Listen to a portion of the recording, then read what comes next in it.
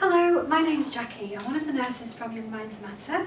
I also work with the School Links team, and as part of our role we deliver professional training for parents and carers, and also assemblies to children and young people. Hopefully you've got pen and paper handy because you might want to jot some ideas down. There will be opportunities to pause the video when we have areas that we want to discuss or share some ideas. We also have a pre and post measure. I think you may already have filled out your pre.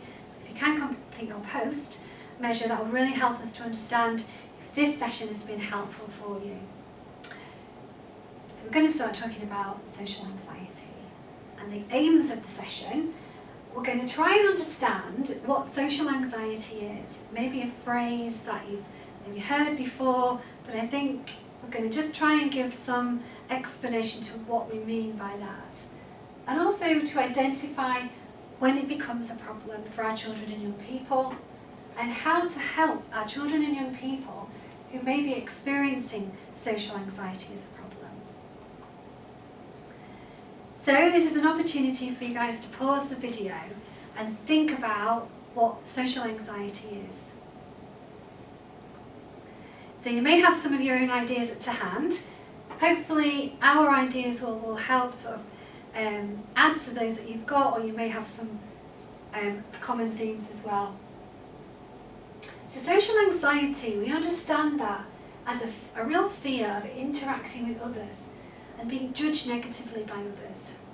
I don't know if you've kind of heard of some of those negative thinking styles, like mind reading, you know, being able to sort of imagine what you think other people are saying or thinking about you. If you're experiencing social anxiety, you're imagining everyone in that room is judging you negatively. That there's some really obvious things that you might be doing, saying, the way you're behaving, that you would think other people would not be very impressed with at all.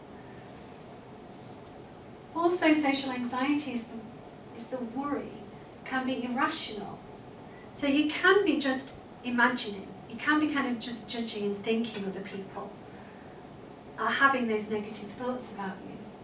But also, if you're coming from a place that maybe you might have been bullied, or you might be in a situation where you're being bullied, you know, then that can be based in real situations. So you may be going into a classroom and you do hear some negative things about yourself. And also, social anxiety is being very self-conscious and self-critical in social situations.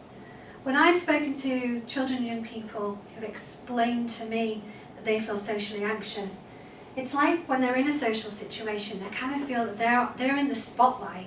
You know, for some reason they're the one standing on the stage and everyone can see them, and that really raises that vulnerability, that being very self-conscious, very exposed, a very vulnerable place to be, particularly for our children and young people. And those self-critical thoughts, you know, we kind of have a kind of internal dialogue, don't we? A conversation with ourselves. If you're socially anxious, that conversation with yourself, almost like you've got a devil on your shoulder, telling you that, oh, you're being boring, oh, you can't say that, what are you saying that for? They'll just be laughing at you now because you're so stupid and you stand out a mile. Really horrible and negative things, and it can really create a very stressful experience for anybody trying to cope in a social situation. And the thing is, when you're socially anxious, this isn't just a one-off. You might not just be having a bad day, or just sort of a little bit uncomfortable here and there. It's continuous. You're analysing your behaviour moment to moment. And you're really critiquing yourself in every little detail. It might be, the way you're standing, the way you're holding your glass, the way you're writing in your workbook, the way you walk.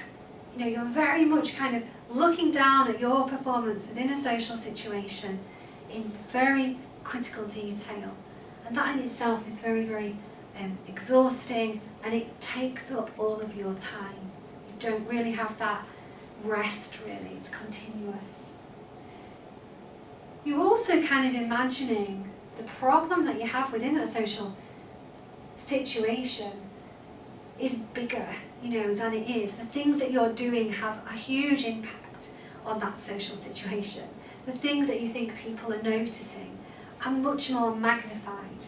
So you are definitely thinking about that problem in a very grotesque way, really, in a very kind of highly magnified way. And it is important to understand that there is a difference, between social anxiety and just being shy. Shyness is like someone's personality, isn't it? They may be still enjoying being part of a social situation, but they might not be the heart and soul of the party. But someone who's socially anxious and continuously analysing and critiquing, being highly critical of their behaviour, that's the difference. A shy person probably isn't doing any of those things. There may just be somebody who's slightly quiet and maybe not engaging so fully in a conversation, not going through that torturous experience somebody who's socially anxious would be. So when is social anxiety a problem? And that's really important, particularly when we're understanding that from our children and young people's point of view. So we're thinking about it when it impacts on someone's daily life and it stops us from doing the things such as not being able to go to school or engage in those social activities, particularly the ones that we would enjoy normally, or the ones that can keep us connected to our families, our communities and our friends. And that, I think, is really just an important understanding. We're thinking about a person's quality of life, so when it starts to really impact on that quality of life, and that can be individual, and we have got lots of room to discuss this and think about this from an individual's point of view, but we're really wanting to sort of measure that impact against the sorts of things a child or young person feels able to engage in. If you would like to watch 2 videos, there are 2 links there, YouTube links, who will give you a bit broader explanation about when social anxiety becomes a problem. So we're thinking about social anxiety in terms of our fight, flight, freeze and face. You may well have heard of the fight and flight. So this is our survival mechanism. It's our way of responding when we feel threatened, so we can stay safe and we can survive. This has been something that has been part of our development as a species, not just humans but other species on the planet, where we respond very automatically when we're faced with a threat. And if we think about these 4 areas in the context of social anxiety, it's kind of helping us maybe to understand the responses we may see from our children and young people. If a child or young person is put into a social situation, invited to or actually put in there where they feel threatened, the response is to possibly to fight that threat. So you may see aggression, you may see disruptive behaviour, you may see physical pushing, or you may hear some verbal kind of shouting. It's certainly probably a response to get out of that situation, because socially they feel very threatened, they feel very vulnerable. If we think about all that negative critical thinking that's going on and negative ideas and assumptions and judgments that they feel they're being subjected to, understandably that can be a method of wanting to escape and get out of that situation. If we think about flight, I think that is fairly self-explanatory. Someone is threatened socially in a social situation and they simply want to escape it, and they want to run away. So you may see people leaving early or running out of a classroom or not being able to stay in a social situation. Freeze. When someone is highly threatened and they have social anxiety, this could be their kind of way of trying to escape that, but almost becoming invisible within that social situation, like they're just wanting to sort of wear camouflage and blend in entirely so people can't see them. And the top right, thinking about face. Face is that kind of befriending approach. It's that there's a threat. So if you've got kind of lots of people within that social situation, in each and every one presents you with a threat, you want to kind of be able to keep an eye, not provoke any reaction that could be threatening to you. So you might find your sort of self becoming that social butterfly, just engaging enough to soothe and make sure that that social situation goes okay and nothing bad kind of turns against you. But again, it's very exhausting. It doesn't mean that that social interaction is unpleasant and they aren't experiencing those negative thoughts and feelings and negative kind of thoughts about how they're behaving and how they're interacting. It is just about managing that threat. So we're going to think about the threats in a bit more detail. When we're thinking about social anxiety and what our children and young people can be faced with. So if we think about rejection from peers, socially, and particularly I think when we maybe imagine our teenagers, but all our children and young people, they want to fit in, don't they? They want to be successful, they want to be popular, they want to have friends. But if you feel socially that you're not being the cool person, or you're really kind of tripping up and not really being the most interesting or the funniest, or the one that anybody likes, you might feel that they really don't like you.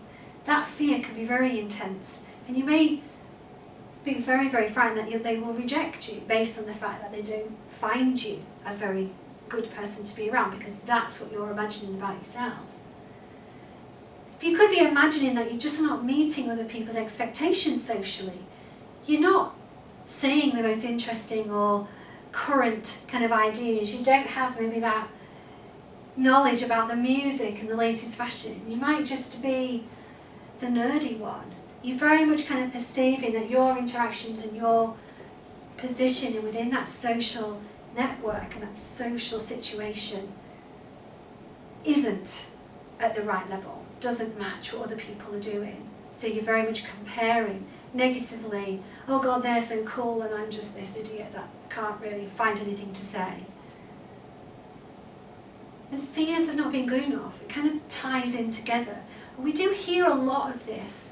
We hear a lot of children and young people describing not feeling good enough. And I think when you're socially anxious, you just don't feel good enough, you don't feel that you can hang out with the peers that are doing exciting things and having all the laugh and all the fun. You're just not a good enough person to do that. And that's very negative for anyone's emotional well-being, and certainly limiting. And when we thought about when social anxiety becomes a problem, that really then impacts on your quality of life, because you start to become possibly more and more isolated and disconnected from the very people and the very social environment that you really want to stay connected to. And of course then that has that very negative effect on someone's emotional well-being. And fears of failing. If we're walking into a room and those critical thoughts are going on, very self-critical, you're not good enough, you're going to trip up, you're going to make a fool of yourself, that's going to put me off going into any sort of social situation. It's certainly going to put me off making new friends. It's going to make going to school very difficult. It's going to make going out with my peers very difficult and engaging socially. So that fear of failing, when we think about it in the context of social anxiety, is very limiting and certainly very much a problem when we're trying to overcome that. So this is another opportunity to pause the video, have a think about it together or individually if you're watching on your own. What are the bodily signs of social anxiety? Those physical signs. So bodily signs of social anxiety, very much related to the fight and flight response that we kind of spoke about earlier. We have a physical reaction, very automatic, but our body, our brain, we can release adrenaline, cortisol into our system, and that's all about preparing the body to face a particular threat. It could be fighting it, running away from it. So we can experience certain reactions, and if we're talking to our children and young people, I think it's going to be really important to sort of try and normalise that, because it is a very normal reaction when we're threatened.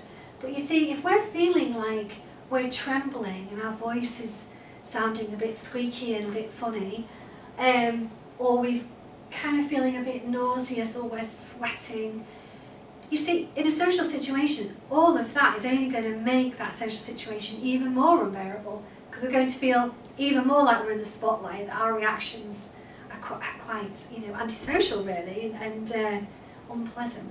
But these reactions are very normal and are very much kind of tied in with that fight or flight. Individual, but a person might very much notice that their voice, they start to stutter, they may get very, very nervous, start to tremble, and may have a stomach ache.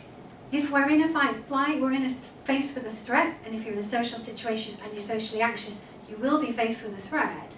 Our systems shut down, we don't need to sort of digest our food, so we will start feeling quite nauseous because our body is preparing to run away potentially.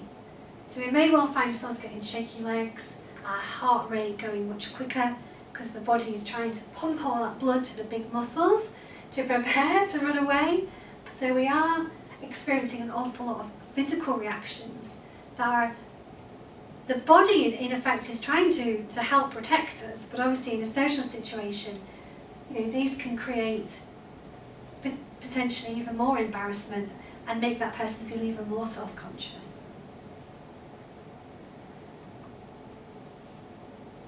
So we're going to think about, we say a classroom, but as professionals we may be meeting children and young people in many different environments. So this is not just obviously subjected to the classroom. So what you may notice when you're around a child or young person experiencing social anxiety. So yes, we've thought about kind of that avoidance, that running away.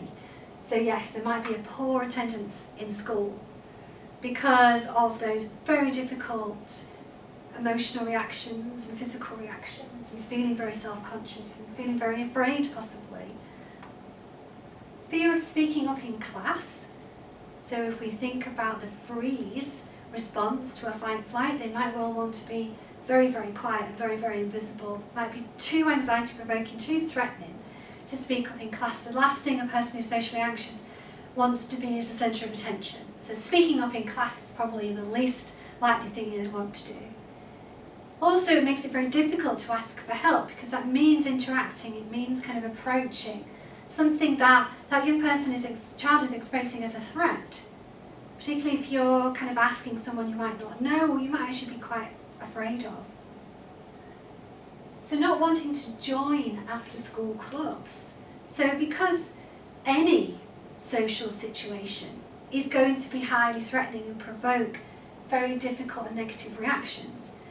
So when we were thinking about the difference between a shy person, they might very well happily engage with an after school club of their choice. But somebody socially anxious would find that's any social get together, any social kind of experience a challenge. So they may well find themselves missing out and avoiding those experiences, which again would probably or may have that knock-on effect because it starts to limit your social network, starts to limit the connections that you have. So you don't get those opportunities necessarily to share and express and do the activities of interest and things that you enjoy as much as other people might.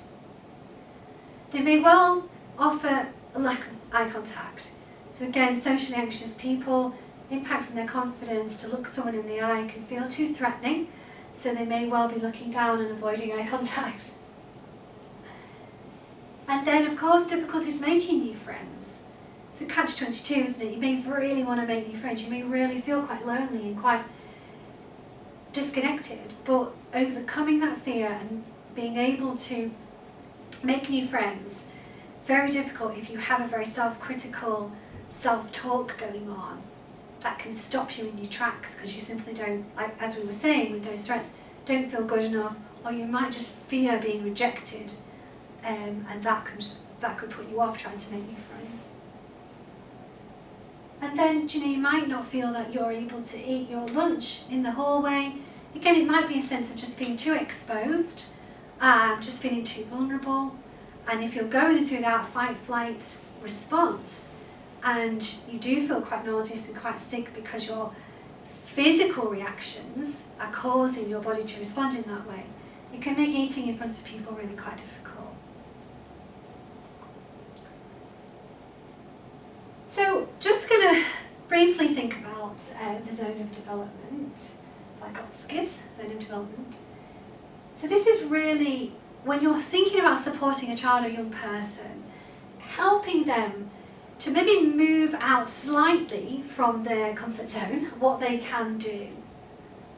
With support, moving into what they can do with some help.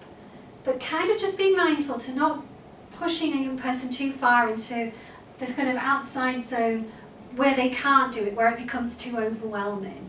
I suppose it's a little bit like a graded approach, but it is just, being aware that I think to overcome something like social anxiety, we often do need to be a little bit outside of our comfort zone so we can learn from experience.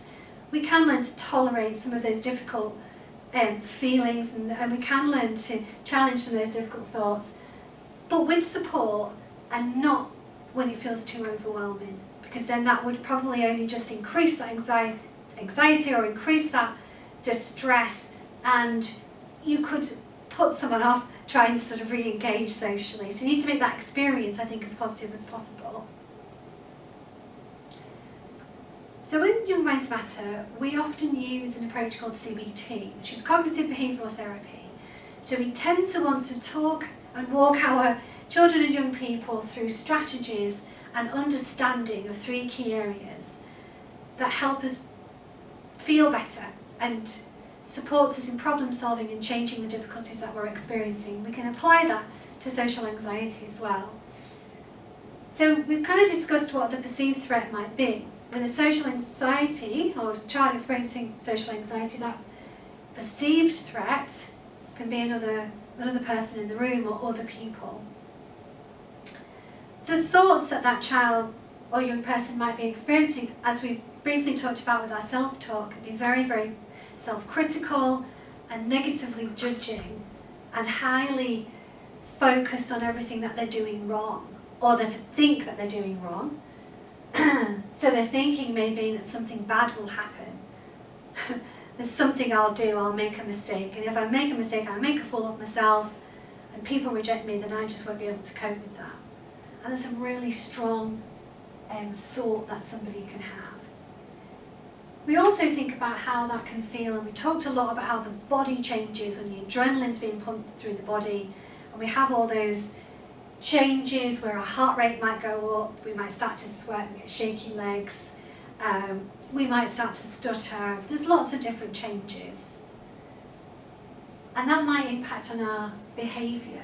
So we're thinking about maybe that challenging person, because they feel so vulnerable to making a fool of themselves and so afraid that everything, that socially they will not cope, they might start to do something like avoid or like leave a party early. So we know that there is a connection between the thoughts, the feelings and the behaviour. And with CBT, we want to understand those better, but we're trying to break a chain. So we're trying to sort of change those different elements within those thoughts, feelings and behaviours. So we're going to think about how we can start to challenge thoughts. So I'd just like to share with you examples of the types of thoughts that a child or young person may be experiencing when they experience social anxiety. So negative self-image is one of the things that a young person or child will be carrying around with them, and it will be quite exaggerated and probably vastly exaggerated, because they will have quite inaccurate memories of how they have performed or been when they have engaged in social situations. And the image that they sort of carry of themselves in their mind might be just really unhelpful. They might be thinking, oh, do you know, I just like a reaction, they've got a flushed face, but then they think, oh my God, in actual fact, you know, I'm all sweaty and I'm really gross and everyone's going to be like really repulsed because I'm just like, you know, smelly and a bit unpleasant to be around. And that's just not correct, you know, but it's sort of imagining, sort of really being aware that those kind of thoughts can really impact on how a child or young person is able to, you know, manage within that social anxiety. So setting expectations and predictions. Basically, a child may well expect something unpleasant to happen, that they will fail within that situation. And that in itself just creates more anxiety, makes it just less likely that they're going to engage within that social situation. So they may well want to avoid it. They could go over things in their mind again and again. But when they're going over something, it's probably in a negative way, with a negative kind of a bias, a focus on something that has not happened very well from their point of view. And generally, if you're going over something, it reinforces a negative that you were imagining about yourself, because you're repeating it over and over, and that's just reinforcing the fact that you're not very successful and not very good at being around other people socially. So unrealistic social standards just might put an extra pressure on you to always be the funny one, always be the one who's got the interesting thing to say.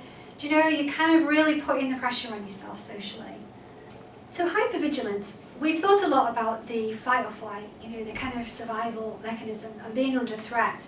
So you are going to be keeping an eye on all the things that are threatening, and those things generally are going to be quite negative. So you probably, as someone experiencing social anxiety, will be focused on those negative things that they perceive happening, and really being mindful of that and keeping an eye out for them. So they're not hypervigilant and thinking, what's going on and what's going well, let's notice all of that. They're actually going, what's going bad, how am I making a fool of myself, I'm doing really badly, and looking for that reinforcement and that message that confirms that. So that's what will be happening. So that kind of brings us to our next slide, because then we just want to introduce the Pac-Man, because somebody who's experiencing social anxiety will have a negative focus. That hypervigilance will be noticing all of the negative assumptions that young person is having in the red boxes, and will certainly not be noticing the positive things that might be happening in the green circles, and will filter out, some of the neutral ones, either here or there. So a big focus, a lot of energy is going on the negative thoughts and the negative assumptions and the imagery that's happening, and missing things that they're doing well. And that's the kind of thing that we want to support a child or young person to notice and engage with, because they will be doing things well and things won't be totally disastrous, but because you've got a negative focus, that's the only thing that you're going to be noticing. So thinking about anxious thoughts and how we can help, let's kind of think about supporting our child or young person to trust that they can talk to us about how they're feeling and what's happening. We can normalise experience, that may mean that a child or young person is feeling anxious. We can help them to use distraction techniques, and they can help us decide on what they might be, and distraction is simply having a positive focus. So we might be able to support our child or young person to see themselves in a social situation in a slightly different way. We call that kind of restructuring, but just helping that child or young person to notice maybe some of that positive focus, some of those positive things, those successful things that have been happening. We want to help that child or young person to find the evidence against any of those negative assumptions that they may have. So we might have some feedback from their friends, or we might have observed them socially interacting in a really positive way. So we might be really wanting to give that feedback, so there's some really true evidence that supports that they can be popular and they can contribute in a really positive way. So this is a tool that we do sometimes use at Young Minds Matter. It's just an example, just a way of helping to support, challenge a negative, anxious thought a child or young person may have when faced with a social situation. And it's really just supporting the child or young person to gain a more balanced perspective. So initially, we're kind of thinking about what is the negative thought or prediction. So that child or young person may well have, I'm going to fail, I'm going to make a fool of myself. They may have a going into the exam hall, or going to a party, or going out with some friends. There could be a really strong negative prediction there. And they may well to try and start that process of challenging it, we want to look at what is the evidence for that negative prediction. So they may come out with some of the assumptions that they've made, or the perceptions that they've had, or actual experiences that they may have interpreted as being a failure and where they have made a fool of themselves. But also, we want to kind of look at evidence against that. So social situations that have been a success. It might come from another person's point of view, or we might just be able to say that Grandma's birthday party last weekend went really well, and you was fantastic, and you brought the cake in the room and sang happy birthday. It was amazing. So, we could think of an example. So we want to kind of think, is that negative prediction valid? Is the assumption that all social situations are always going to be a failure and going to be a horrible experience? When in actual fact, we've been able to use an example or find an example where it's actually gone quite well, and then we can keep building on that. So we can come up with something a bit more balanced, that I'm able to be, and I'm able to enjoy social situations with my family. So you can really kind of explore that and work through that with your child or young person. Just thinking about feelings. And there's some examples on how to help improve our feelings, and we've talked a lot about the function of those symptoms. So that physical reaction in line with that fight or flight when we're faced with a threat. And obviously the threat we're talking about here is that social situation. And let's kind of, really talk through and think about with our children and young people the impact that exercise and sleep and healthy diet can have on us physically, and how that then can support us in feeling better emotionally.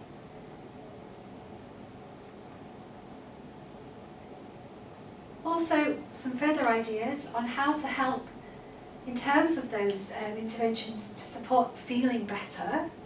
So thinking about anxiety management, thinking about the breathing exercises and guided relaxation. There's lots of examples out there. We know breathing is such a key tool to help calm our system, so we don't fall into that fight or flight so easily, and so in such a way that it really impacts on the quality of life of what we can achieve and what we can experience. And as we were saying, the guided relaxation, very much we could use imagery, forests, beaches, a safe place, something that really helps to calm us in how we feel, how we think, and how we behave.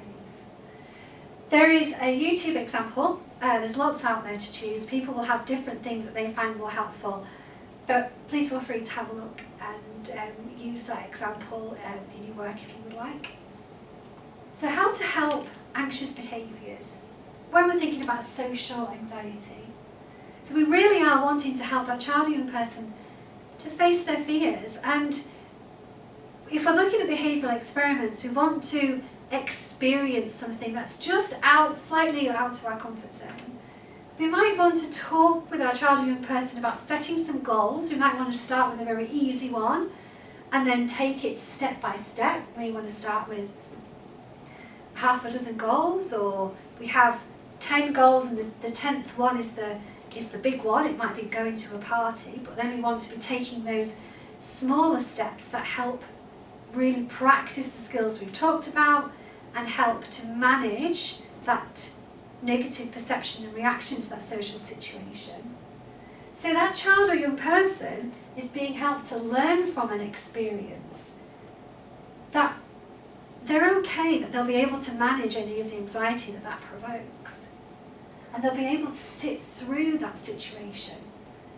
And you can do that, we can work alongside our children and young people.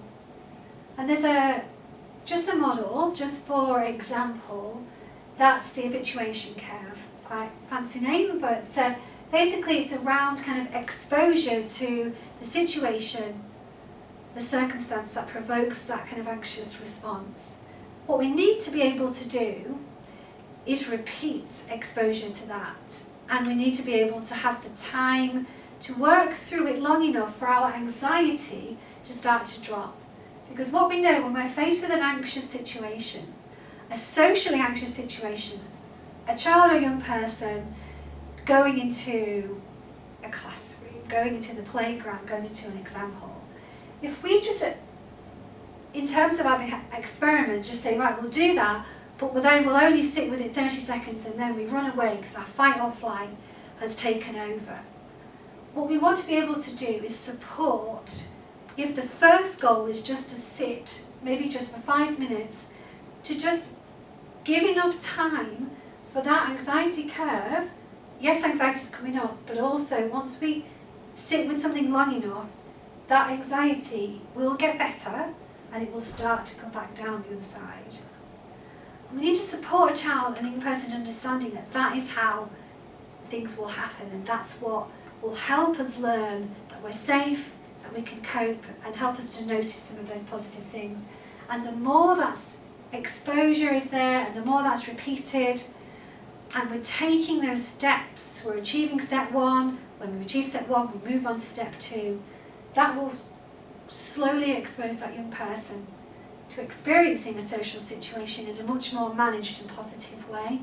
And I think then they can reflect on what's gone well, and they can also learn that they can cope with that. They can participate, they can really engage with it. And I think those types of experiments are really exciting.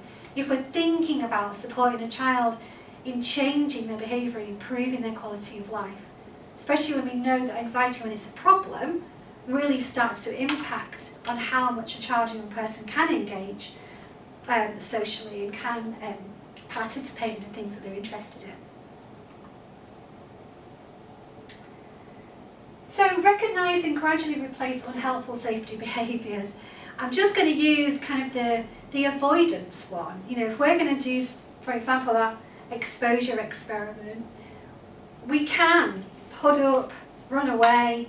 That works for us in the moment, but we know immediately if we're going to be faced with another social situation, the same kind of short-term measure is never going to change that long-term. It's never going to help us engage fully socially. So we want to kind of build that recognition, but replacing it. So it might be, you know, just encouraging a young person even just to take their hood off and sit with that, because that might increase their vulnerability. But if we're using that graded exposure approach, gradually they will learn that that's okay. And they will be able to tolerate and manage and be within that social situation in a much more confident and positive way. So the behaviour experiments, they're about kind of maybe testing our assumptions, testing the things that we think will happen, our predictions. We might maybe think, oh, if I went to that party, I'll just be horrendous. I'll just be running out in 5 minutes and I won't enjoy myself and it'll be awful. But what we maybe can do is kind of make an agreement and say, well, why don't you just kind of go and have half an hour or an hour? And then let's see how that experience actually is. Let's go with what actually happens, and then we can feed back. So it's really just testing some of our assumptions and some of our ideas with some evidence. And often when we do these behaviour experiments, we find the actual experience, the real life experience, is far better than the imagined awfulness that they thought might happen. I've had children and young people coming back and saying, you know, actually getting on the bus and going into town and meeting my friends, wow, do you know, I really enjoyed myself. And I actually went to that party and I had fun and I saw someone I've not seen for ages. You know, it was really good. And I came out feeling a bit more confident. So chances are it's going to help. And we are talking about pushing through into slightly not, you know, slightly beyond our comfort zone. So we're going to leave this as a thing for you guys to do at your leisure. But Katie is aged 14. So it gives us a chance to practice the skills we've spoken about. She does not want to give a presentation to the class about a topic she's interested in and she's worked hard to create.